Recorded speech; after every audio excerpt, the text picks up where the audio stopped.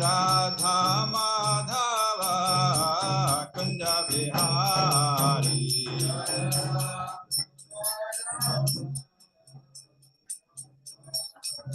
Jaya Prabhupada, Jaya Prabhupada, Jaya Prabhupada, Jaya Prabhupada.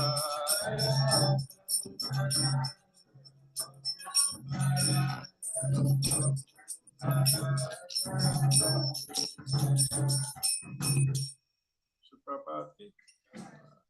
Om Namo Bhagavate Vasudevaya. Om Namo Bhagavate Vasudevaya. Om Namo Bhagavate Vasudevaya. Narayanam Namaskritya Naram Chaiva Narottama Devim Saraswatim Vyasam Tado Jayamadiraye Nasta Presha Bhadreshu Nityam Bhagavata Sevaya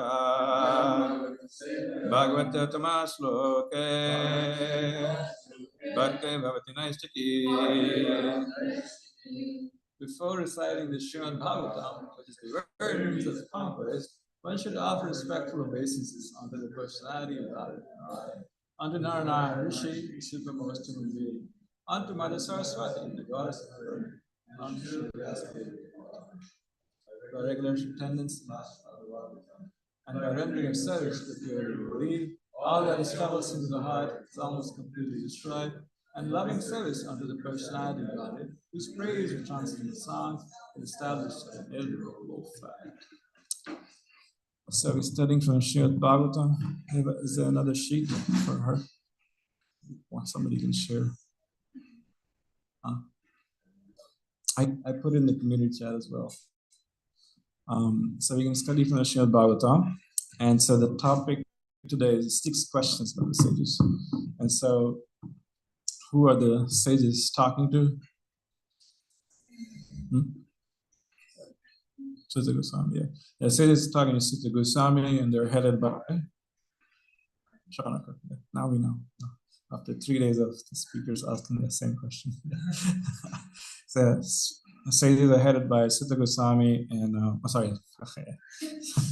Shanaka Rishi, and they're asking questions to Sutta Goswami. And who is Sutta Goswami's father?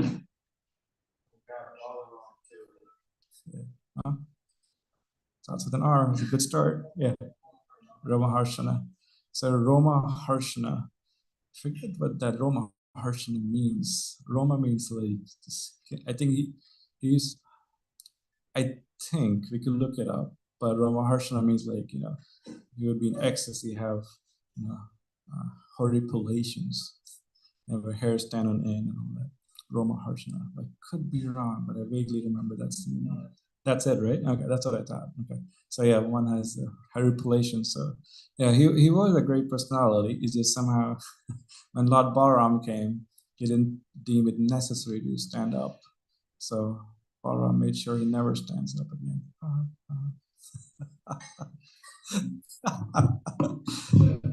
Was that?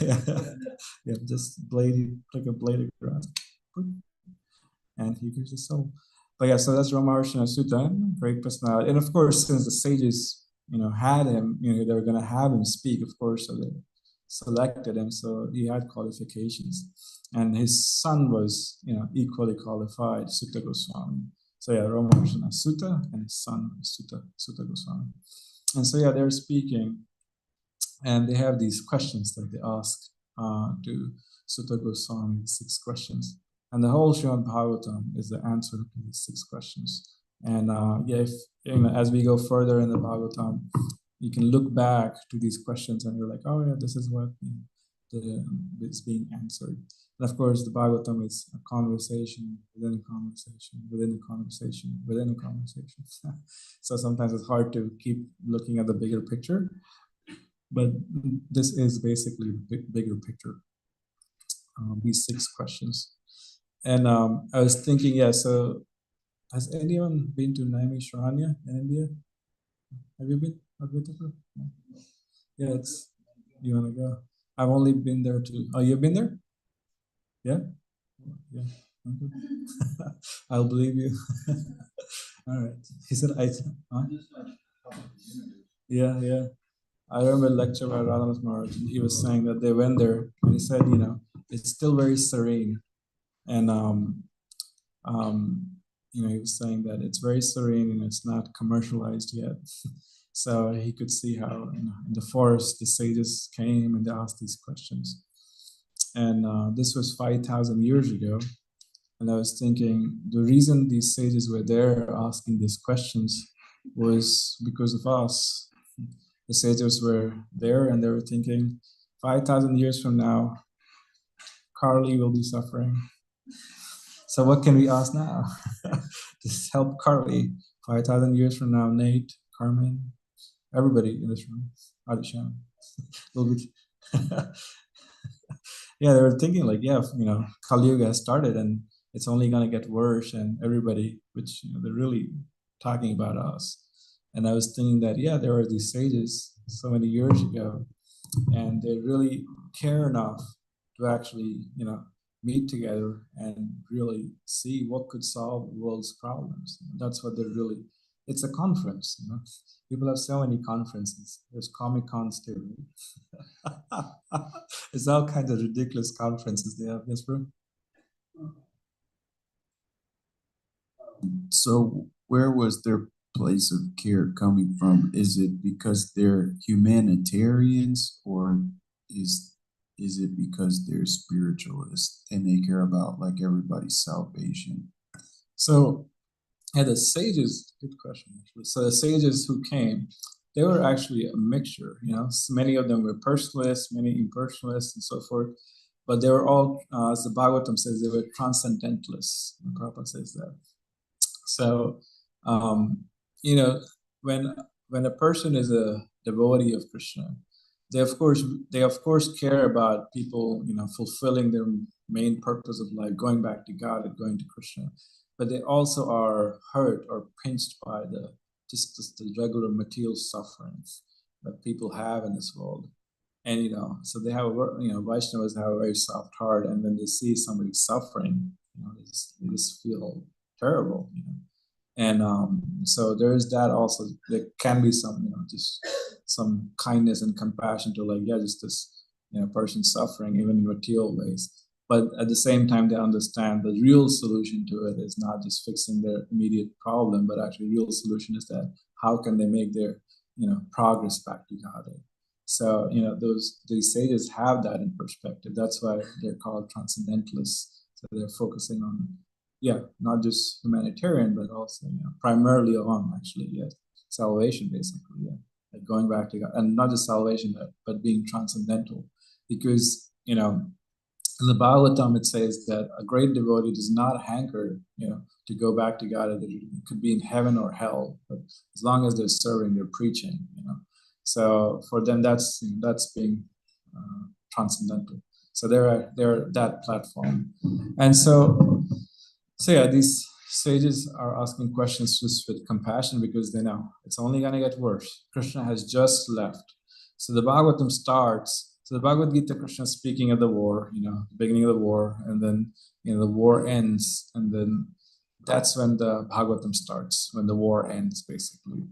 And it's interesting because the first canto, it's all about Krishna. Right? The first verse is about Krishna, and then the next time you hear about Krishna is like chapter 8, I believe.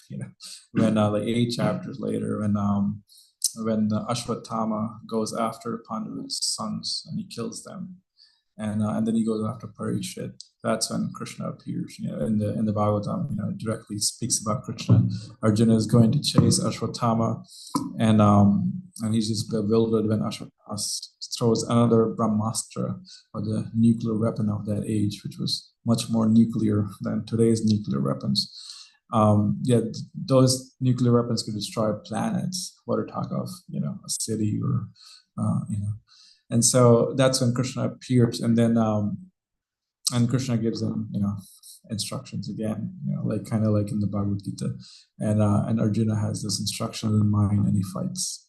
And actually, when Ashwatthama throws the Brahmastra, Arjuna looks up to Krishna and he asks for instructions and he tries to remember his instructions. And so, kind of applying the Bhagavad Gita that he heard at the start of the Mahabharata war. So that's the setting of the Bhagavatam and these verses. And so we'll go through them. So this sheet, I believe it's compiled by Ravindra Swarupu. And I can't remember who compiled it, but I have, or maybe these are just notes from Bhakti Vaibhava. But did you find it? You don't have the WhatsApp? Is anyone who has an extra sheet? Or you want to sit over there? Yeah, it's in the community chat. All right, so we're going to start with, let's do you got the sheet. Okay, good. Could you make it bigger? Can you make the circles in there? No, yeah. Can everybody see it, or is it just so small? You can see in the back or not? You got it? Okay. All right. So let's read let's see. Yeah, let's read the questions. So you can we can go one person at a time. Just read the verse and then the question. All right, you want to start, Steve? Question 1. Please explain to us, in an easily understandable way, what you have ascertained to be the absolute and ultimate goal, Shreyas. Good. Absolutely. The absolute and ultimate good, Shreyas, for the people in general. What is the ultimate good for humankind? So that's the very first question. What is the ultimate good for humankind? So it's actually a really broad question. Of course, as we discussed later, they are focusing on being transcendental, but at the same time, it's a very broad question. What is the ultimate good for humankind? And oftentimes, actually, the student who's helping with Krishna Cares this semester, she was talking to me yesterday. Her family is Protestants, and she's really nice. And she was saying she goes to this other church called Salt Church or something, Salt Spring Church, and she told them, I've been helping with Krishna Launch and Krishna Cares, and they were asking her, are they pushing their Hare Krishna philosophy on you? And she was like, no. But then when they asked her that, she got curious. She was like, what is their philosophy? Yeah, jokes. So she was asking a lot of questions yesterday. We were just talking. I was just answering her questions. And this does not give license to just go preach to her all the time, but we don't want to do that, unless they ask questions, especially if they're doing that particular service. But yeah, she was that? Please, yeah. But she was asking questions, and I was trying to, express that, even though we are in a particular tradition, a particular religion, but at the same time, the Bhagavatam, the Krishna consciousness really answers the general questions, answers the problems of humanity, and these questions reflect that. And these sages are asking, what is the ultimate good for humankind? It's very broad. It's not like, they're asking, who is the only God, for humankind. It's not a very, sectarian question. And so the answers aren't sectarian either. And actually the answer to this question will be covered by Mother Nanda next week.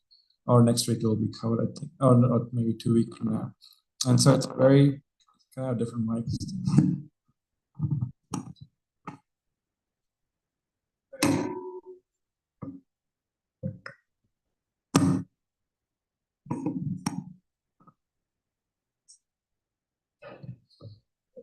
So it's a very broad answer. The verse that is there, one who says.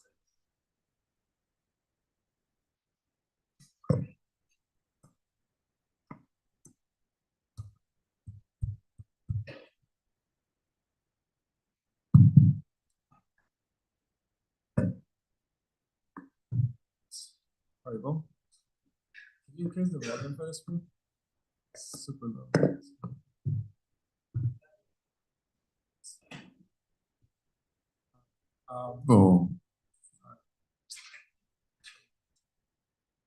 Okay, who wants to read the second question? Well, the mic's not.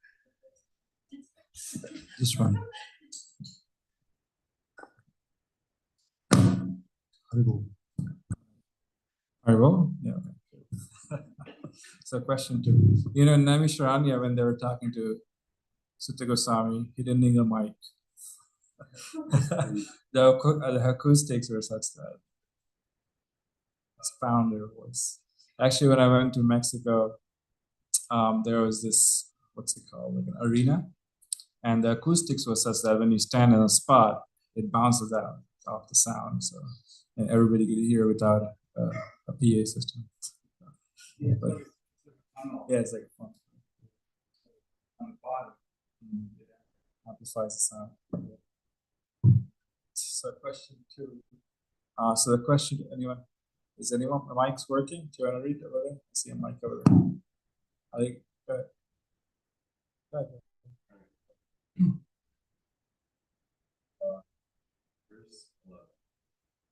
There are many varieties of scriptures, and in all of them. Did it die? Here you go. Check. There are many varieties of scriptures, and in all of them there are many prescribed duties, which can be learned only after many years of study in various divisions. Therefore, O sage, please select the essence of all these scriptures and explain it for the good of all living beings, that by such instructions their hearts may be fully satisfied. Question 2. What are the essential recommendations of the Shastras? So yeah, there are many varieties of scriptures, and in all of them, there are many prescribed duties, which can be learned only after many years of study in their various divisions. Therefore, O sage, please select the essence of all these scriptures and explain it for the good of all living beings, that by such instruction, their hearts may be fully satisfied. So that's the second question. Yeah, what are the essential recommendations of the scriptures? So there's all kinds of scriptures, you know, and even in the pantheism and Hinduism, there are so many scriptures, and every scripture says something else or the other. You know? And for example, the scriptures that focus on Durga, it says Durga created everything. Shiva Purana, Shiva created everything. There's all kinds of things in there.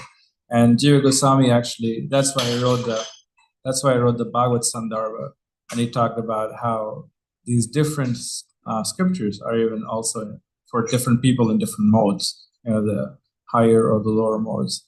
And so the scriptures that are in the mode of goodness are the Bhagavad Purana, the Srimad Bhagavatam, the Vishnu Purana, and one more, I forget the name, Padma Purana. Yeah. So those ones are in the mode of goodness. Says that you follow those. And of all those scriptures, the Bhagavatam is the cream of the cream, is the best.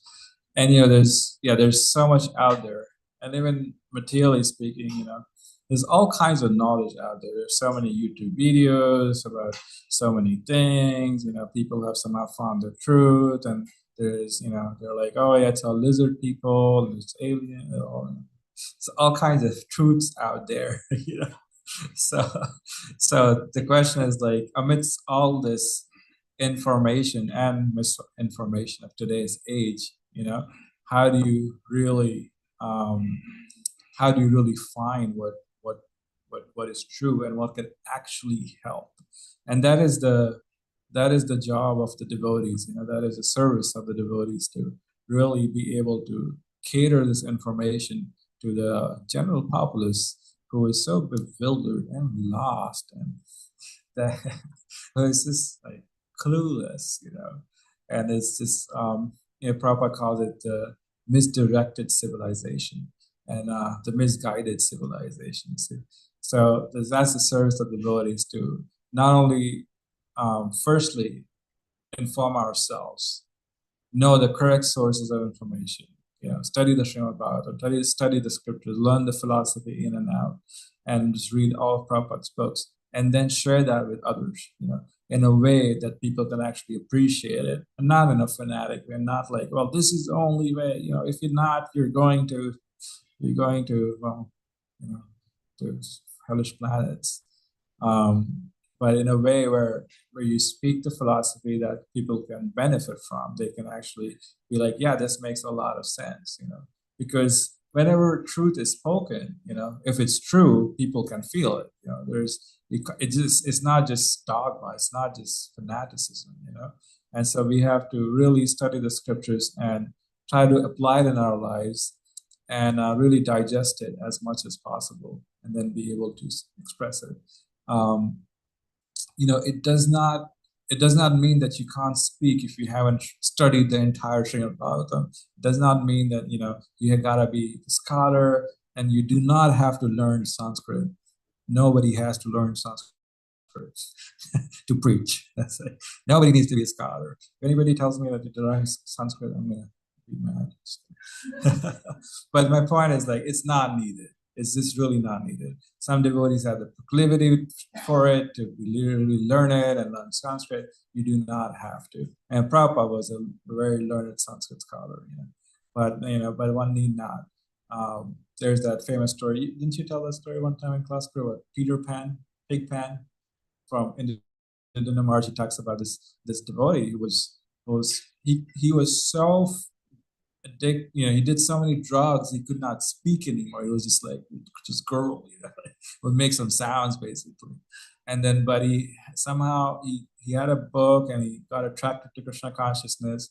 And then he saw Prabhupada. And he actually jumped to hug Prabhupada. And the devotee was like, "Get this guy off!" This guy's because he was so filthy actually. And then Prabhupada like, "It's all right." So he followed Prabhupada, came to the temple, and he was just there. And the devotee was like, "I guess he's moving in." So they took him upstairs, gave him a shower, and then later, he tried to go on books with them, and they were in the Sankirtan van, and they were, and the Dinner Maharaj was like, giving a pep talk. They were going to leave the van, do the books, and then they're like, "Where's Big Pants?" They're like, "He's already gone." And they see like, "Oh, he's over there," They thought, "Oh my God, he's just gonna throw the books out or something." This guy is totally out there. So when he comes back, he comes with no books. So they're like, "Did you throw out the book? What did you do?" He said, "No, I distributed it," and he had the Lakshmi to prove it.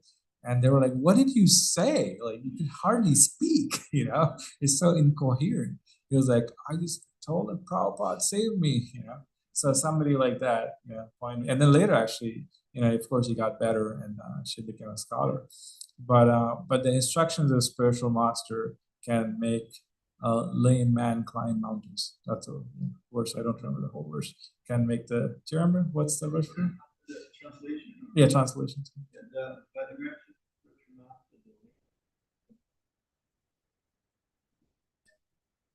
Yeah. So it's like, you see it in proof. So one need not be a scholar. One just needs to be sincerely devoted to the instruction of the spiritual master, Prabhupada, and to the previous acharyas. I'm going to actually preach. And so, especially in our case, if necessarily we haven't read every shastra, every scripture, what you do is you share something that you really had a personal realization about. It's like, why do you chant Hare Krishna? Why do you do that? And if you just say that, you just share that with others, and it will have an impact, especially if you have some realization about it. Personal realizations are always good to share because the other person can always feel it. They can always tell when you're just like, the Bhagavad Gita says, we are not this body. That's nice. It's nice to learn for sure. But it's nice to share from our own realization, our own personal experiences and so forth. And people can feel that a lot. So again, not that you can't speak on philosophy. You should do it, not discouraging it. At the same time, when you share your personal realizations, and that's the life, of a devotee, not just the ashram life. We have a Krishna house, but just it's a lifelong process of studying and imbibing our minds in Prabhupada's teachings. And when we do that, when we study it, when we think about it, when we especially if you share it with others, then you get more and more realizations. And not just because, oftentimes, you teach, you learn more, right? But also Krishna within the heart reveals more. He really just, as Krishna says, the torchlight of knowledge. He destroys all the ignorance in our heart. So when we share Krishna consciousness, Krishna does that for us. And we might not be able to learn everything ourselves. We might not be able to, even for me, even understand everything sometimes. But like when we share Krishna consciousness, then Krishna cleans our heart. He purifies us. And so if we stay in the fire of Krishna consciousness, Krishna will clean our heart, and amongst other body parts, but definitely the heart will get purified.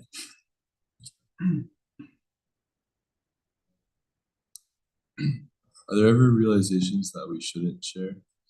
There's sometimes like, if you had a personal experience and something very intimate and very personal, sometimes, many devotees, most everybody I would think, have some realizations with the deities or like some personal experiences.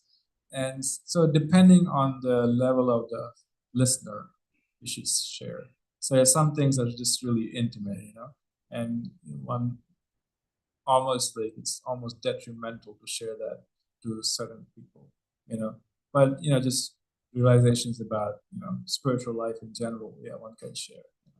And but some things, devotees experience mystical things sometimes, and so that's sometimes it's just the other person's gonna be like, right, you're talking about when I was in the Gordon Parikama and there was this Neil guy came, the Neil guy, what's the English word?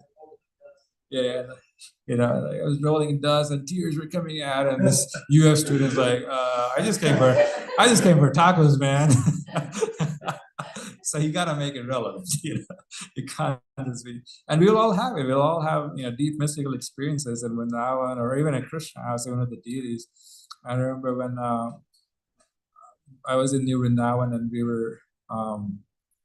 we were in a class by Radha Maharaj, and Maharaj was speaking, and we were just sitting there, and Maharaj was speaking, and he was talking about how Krishna, the peacocks, so the peacocks all came to Krishna. Krishna was playing his flute, and the king of the peacocks pulled out the best king, the best peacock, pulled out the best peacock feather, and he gave it to Krishna.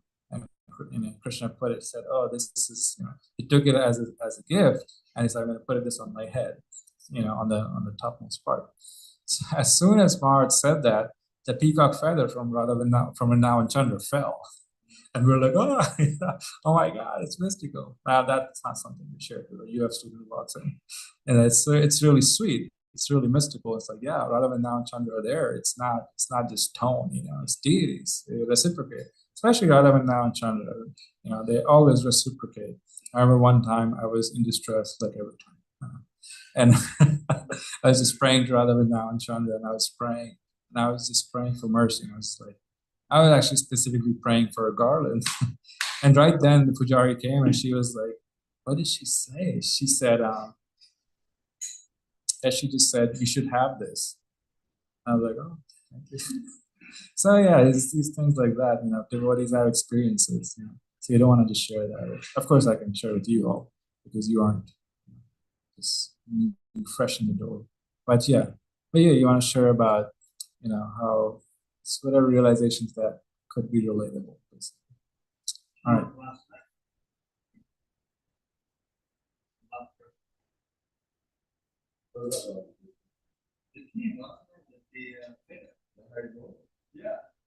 How would happen? Oh, really? What are the odds? As a devotee, or somebody. Oh, really? Wow. All right, let's go to the third question before we run out of time. Go ahead. Question 3. All blessings upon you, O Suta Goswami. You know for what purpose the personality of Godhead appeared in the womb of Devaki as the son of Vasudeva. 3. For what purpose, or the question is, what purpose did the personality of Godhead appear in the womb of Devaki as the son of Vasudeva? Desire to hear about Krishna and his pastimes. Is Devaki. Thank you. All right, question 4. His transcendental acts are magnificent and gracious, and great learned sages like Narada sing of them. Please therefore speak to us, who are eager to hear about the adventures he performs in his various incarnations. What adventures does the Lord perform in his various incarnations? So this one, Jiva Goswami explains that Shaunaka is specifically referring to the Lord's pastimes of universal creation. So, yeah, because there's so many chapters and verses about creation and all the other incarnations. All right, question 5.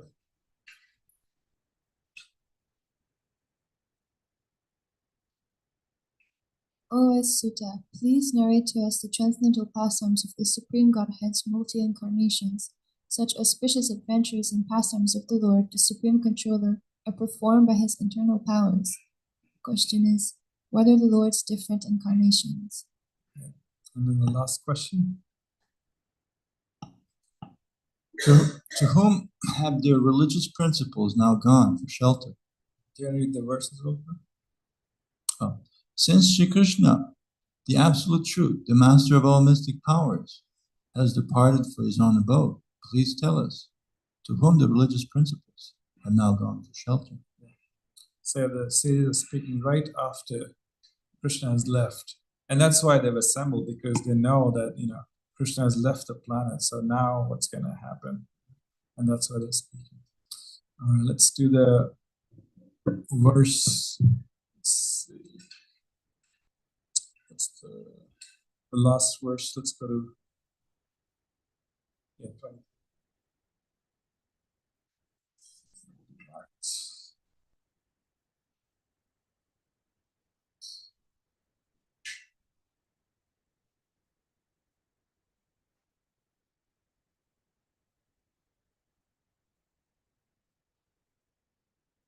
Ruhi Yogeshware Krishna Brahmanye Dharma Varmani Swam Kasta Madhuno Adhun Pete Dharma Kam Sharanam Gata Ruhi Yogeshware Krishna Brahmanye Dharma Varmani Swam Kasta Madhuno Pete Dharma Kam Sharanam Gata Ruhi Yogeshware Krishna Brahmanye Dharma Varmani Swam Kasta Madhuno Pete Dharma Kam Sharanam Gata.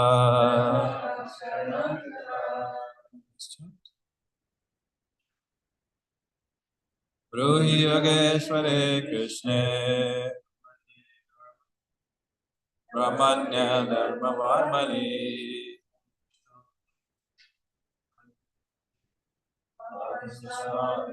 Pete Dharma Kam Sharanam Gata Ruhi Yogeshware Krishna Brahmanye Dharma Varmani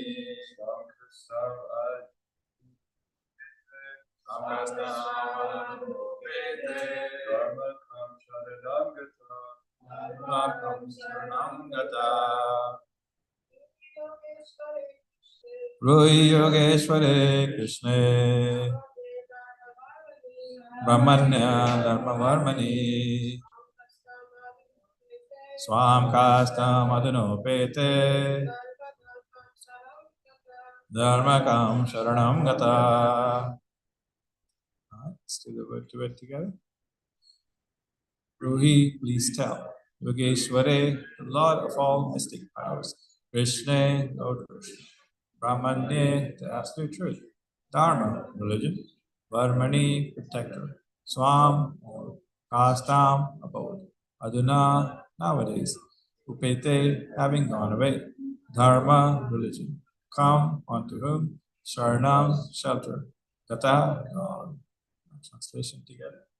Since Sri Krishna, the absolute truth, the master of all mystic powers, has departed from his own abode, please tell us to whom the religious principles have gone first. Purport. Essentially, religion is the prescribed codes enunciated by the personality of God himself.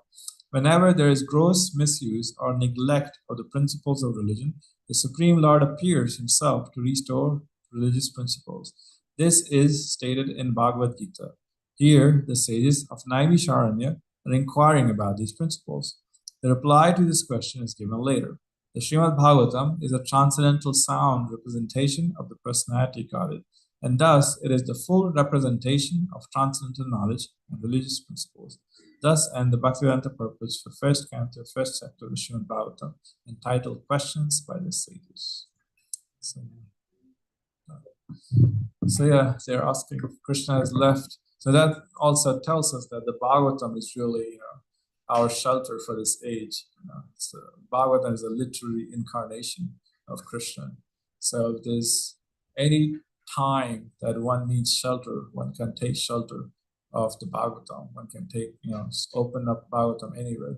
And I'm sure so many of you must have had some experiences with that as well. You open any book, Prabhupada's books, and you just read something like that, just hits you like, oh wow. And I remember this one time there was this devotee. We were all sharing realizations about just that point that open a book anywhere and it's it's perfectly kind of what you needed to hear. And this one brahmachari years ago, he was saying that he used to read a verse every day.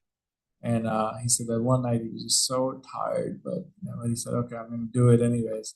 And then he said, it was amazing. He said, Krishna reciprocated because it was the shortest verse with the shortest purport. So even then, he could see that Krishna was reciprocating because then he could quickly read and go to bed. But there are so many times, when Krishna reciprocates. When we treat the Srimad Bhagavatam as a person, as a Supreme Personality Godhead, then he speaks. He speaks to us like a person, actually. And I remember one time I was in New Vrindavan, and I was reading the Bhagavatam. I would read every night. And that particular day, the verse came up from Queen Kunti's prayers. And she was saying that, the other one, Vipada Santita Shasva, Tatra Tatra Jagatguru, Bhavata Darshanam Yatsvat, Aparad Bhava Darshanam. That Krishna, let these calamities come again and again. For when these calamities come, then, and we see you. So, and by seeing you, we do not see the repeated birth and death again.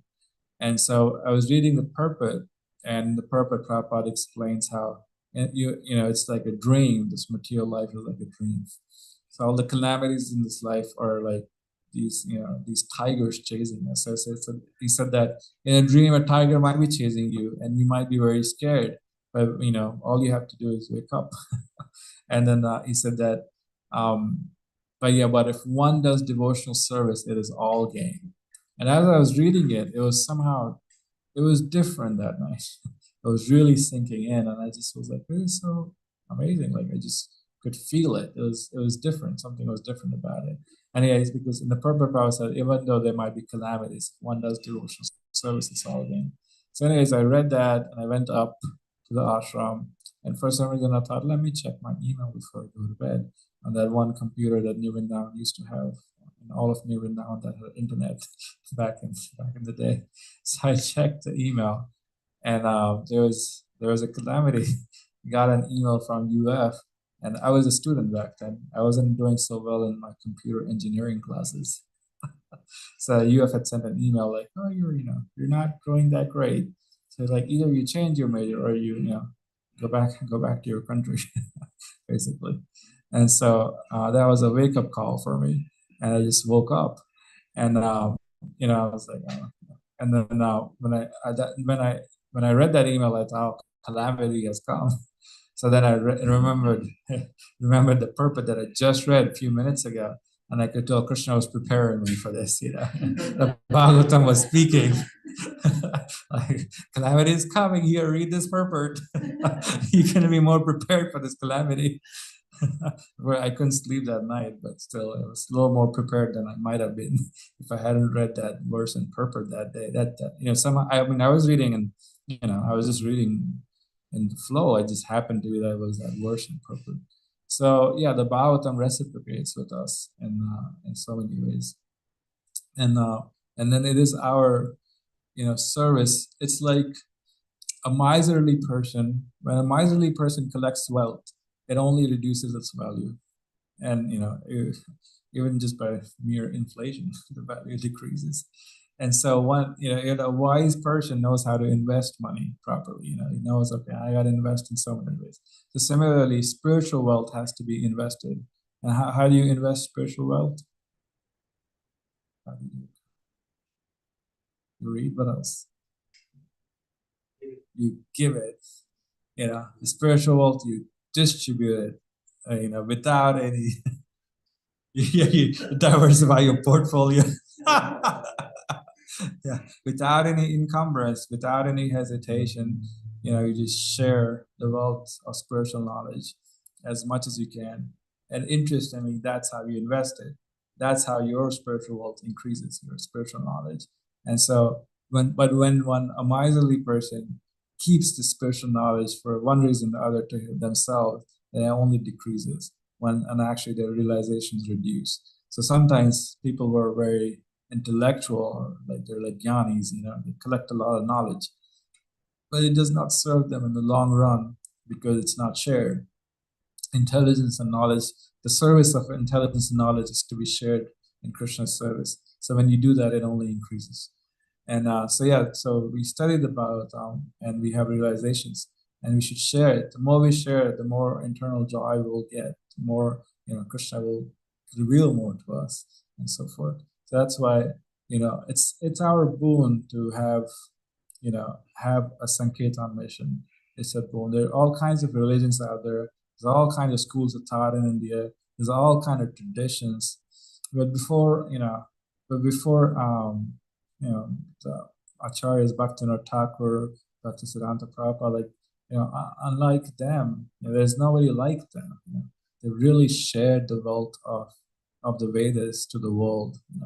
And these other traditions, they might have tried a little bit here, or they might not even be interested. Like the Madhvas, with all due respect, the Madhvas and the Ramacharyas, and they're great devotees. But this mood of bringing lost souls to Krishna's lotus feet, it's not the primary focus. They're really good at worship and so forth. Again, all due respect, no disrespect to those Vaishnava traditions. But this mood is exclusive to Lord Chaitanya's Sankirtan mission, and he got it from his guru Ishvara Puri and Madhav, specifically from Madhavendra Puri.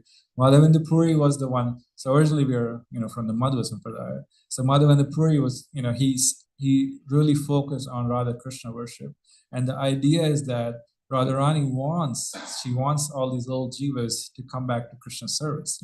That's her heart. She cares for these little lost souls. And so there's this whole pastime of this fox that is like burning. It's in a pit, and it's just fire too. And this fox is looking out, praying to Radharani, and she saves them. So we are that little fox in this pit with fire. So we can pray. When you do japa, you just pray to Radharani. You're like, if Krishna's not listening, our best bet is Radharani. Just pray to her. Actually, Prabhupada says that, when she recommends you, then Krishna is like, all right, he has to take it. He can't say no to Radharani. So, and even Bhaktisiddhanta said that. He said that we're followers of Radharani. So we worship Radharani. And actually, her appearance day is coming soon. So this sets the mood for the next week for the appearance day. And so, it's just so special that we have Lord Chaitanya's Sankirtan mission where we share Krishna consciousness, and especially in the beginning for our Krishna consciousness, one can really just take shelter of Prabhupada, and one might not have a Diksha guru at this point in time, but if one just takes a shelter of Prabhupada's instructions and his teachings, and that is our best bet to stay in Krishna consciousness long term. If we study Prabhupada's life, his teachings, if we really get to know Prabhupada as a person, and not just his books, but also his life, and just see who he was, how he, applied the philosophy of Krishna consciousness, how he treated other devotees, then we can see, okay, this is how I can also act. This is how I can also live a life of Krishna consciousness. So one can always take shelter of Prabhupada, even after you're initiated, because Prabhupada just really showed how to be a great devotee.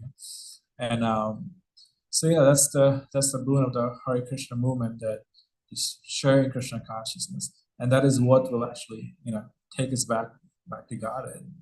That's the boon of Lord Chaitanya, that He will take us back to Godhead. And a spiritual life, practice on the other side is like a razor edge, and so there's so much out there in terms of sense gratification and material life, and there can be so many things that one can focus on and have instant gratification. And it's interesting, when the sages were asking what's the ultimate good, they used the word shreyas. So shreyas means delayed gratification. There's instant gratification, then there's delayed gratification. And so shreyas actually specifically means not this instant gratification. Shreyas means like something that will do good for you in the long term. And then there's prayers. Prabhupada talks about it in the Bhagavad Gita. There's prayers where it's like immediately, you eat a candy, or you eat a lot of halwa, or you play a video game, or whatever else that people do, we all do for instant gratification. But Shreyas, they're asking what's the long-term ultimate good for humankind. So that is living a life of Krishna consciousness, going to bed early, waking up early, doing japa, getting devotee association. These are habits, these are things that one can do little by little every day.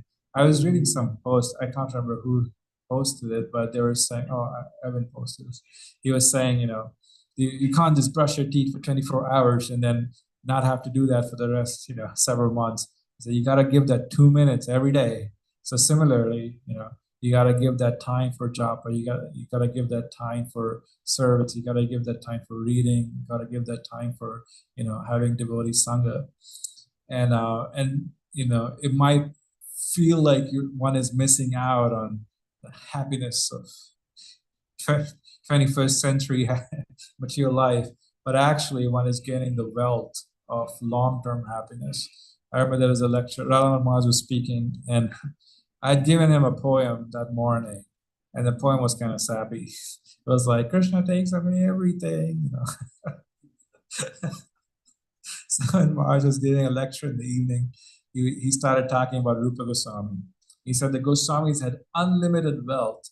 They had swimming pools. They had Olympic-sized swimming pools that are filled with gold and jewelry, whatever else, or they could fill it up with that. And so that's so much wealth. And then he said, Krishna took it all away. And I was like, oh no. And then he said, Krishna took it away. But he said that Lord Chaitanya gave them even something better. Lord Chaitanya gave them the wealth of instructions, of spiritual instructions. And then he looked at me and he smiled. I said, oh, thank you much. He wanted me to not be sappy anymore. So we might feel like we're losing so much, but actually, when we give ourselves to Krishna consciousness, and we really push ourselves to grow in spiritual life, to share Krishna consciousness with others, to give it all, then Krishna rewards us in ways we cannot imagine, and it's a wealth that we will always carry. It might not be, you might not get that car that you're wanting or whatever else that one was wanting, but it will be something that's way higher, and lot more satisfying in life, and that's the real wealth. Because nothing in this world can clean our hearts. Nothing in this world, there's nothing you can buy that can make you realize you're a spirit soul. There's nothing out there. Tell me one thing you can get, the one self-help course that you can get that will make you realize you're a spirit soul and a servant of Krishna. You can buy Srimad Bhagavatam. You can buy Srimad Bhagavatam. You can study Srimad Bhagavatam. So there's nothing material out there that you can get and just be like, that's it.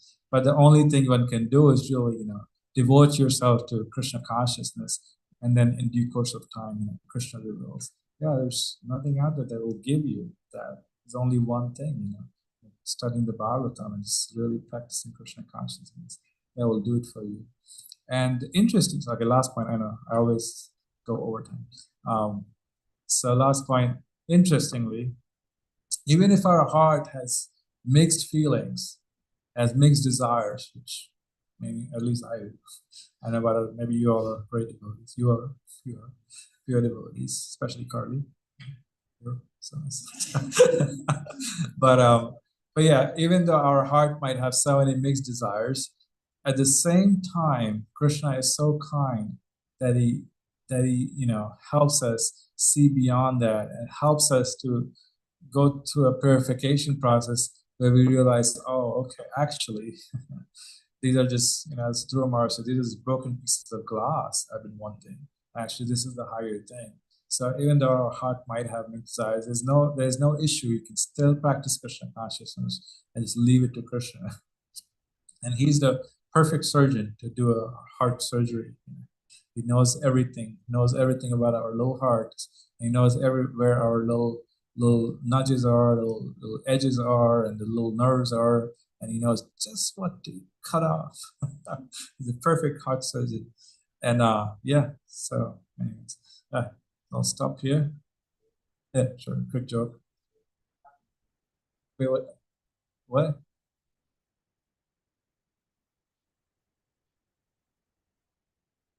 Oh, if Krishna is surgeon, prasadam is the anesthesia. I will help him operate on you. So eat as much prasadam. All right. Any last comments before we end? Available? I just want to thank you very much for a wonderful class. If Krishna takes away, if he does, he only does it so he can give himself. Yeah. And another point, it's a nice meditation on Radharani's mercy. Very nice meditation on Maha Mantra. She's so present. There's so much more Hares than Krishnas and Ramas. There's so much what, bro? Hares. There's so much Hares. Hares. Oh, I see. There's more Hares. There's more Hares in the Maha Mantra. Okay. So we can meditate on her mercy. Yeah. And more Hares than Krishnas. More Hares than Krishna. And another thing you mentioned, and it's really interesting, in regards to John's original question, or first early question, humanists and transcendentalists. How did you explain the difference? Well, I was just saying how humanitarian is just caring about the immediate problems and immediate solutions. But transcendentalists goes beyond that. They care about it, but at the same time they realize. That's right, and that's right. I really like that. And in addition to that, being transcendentalist doesn't mean we're indifferent. Mm-hmm. Yeah. Or we are dull-headed. Yeah. It still means that we care. Yeah. And that's the whole point of gathering of Naimisharanya. Yeah. Right? Gather to nullify the influence. All right. So, thank you. Grantha Srimad Bhagavatam ki. Krishna House ki. Krishna House devotees ki.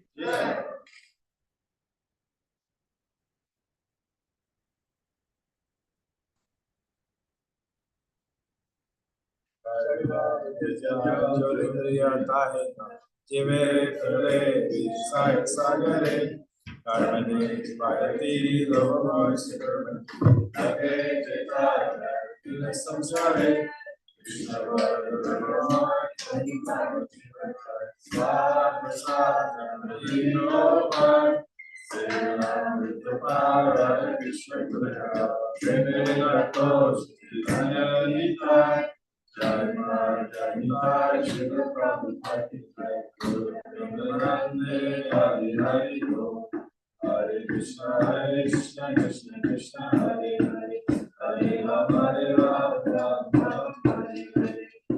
Bhagavad Gita ki.